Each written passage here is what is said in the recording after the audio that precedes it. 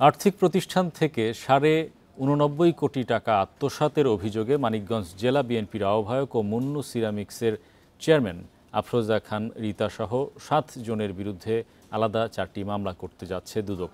সোমবার কমিশন এই মামলার অনুমোদন দেয়। বান্ডেল থাকলে প্রতি সেনমানিতে টাকা বাঁচবে। বিকাশ সেনমানি বান্ডেল কিনে জিতুন প্রতি লেনদেনে। এজাহারে বলা হয়, উত্তরা ফাইন্যান্স অ্যান্ড ইনভেস্টমেন্টে কোনো ধরনের রেকর্ডপত্র জমা না দিয়েই এবং বোর্ড সভায় উপস্থাপন না করেই পরস্পর যোগ সাজশে 86.5 কোটি টাকা আত্মসাৎ করা হয়।